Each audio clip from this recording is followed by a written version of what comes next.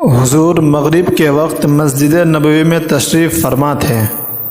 چند کافر آئے اور عرض کی کہ ہم مسافر ہیں، ہمارے قیام و طعام کا بندوبست فرمایا جائے۔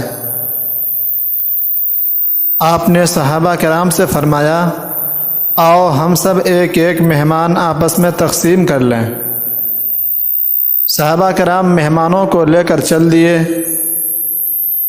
ایک آدمی جو بدمزاج اور پیٹو تھا، اسے کسی نے لے جانے کی حامی نہ بھری۔ آخر حضور اسے اپنے یہاں لے گئے۔ آپ کے پاس 7 بکریاں تھیں، انہیں دوہا اور دودھ مہمان کو پیش کیا گیا۔ وہ سارا دودھ پی گیا۔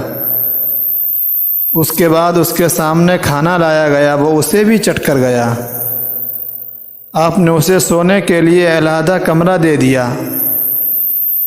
آدھی رات کے قریب کافر کو شدید درد شکم ہوا۔ وہ رفع حاجت کے لیے اٹھا، دروازہ بند پا کر اندر ہی قضائے حاجت کرتا رہا۔ اس نے تمام بستر نجاست سے بھر دیا۔ صبح دروازہ کھولا تو وہ آنکھ بچا کر بھاگ نکلا۔ ایک خادم کافر کے نجاست آلود کپڑے آپ کے سامنے لایا تو آپ نے فرمایا، لوٹا لاؤ، میں ان کپڑوں کو دھوؤں گا۔ صحابہ کرام نے عرض کیا، حضور آپ ان ناپاک کپڑوں کو نہ دھوئیں، انہیں ہم دھو دیتے ہیں۔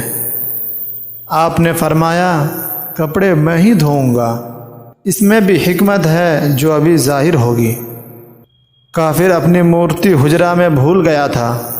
جب اسے یاد آئی تو شرم و حیا کو بالائے طاق رکھ کر واپس لوٹا۔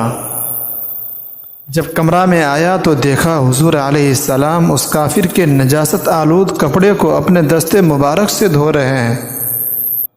یہ دیکھ کر وہ سر پیٹنے لگا اور عرق ندامت میں غرق ہو گیا۔ آپ سے معذرت چاہی اور مشرف باسلام ہو گیا۔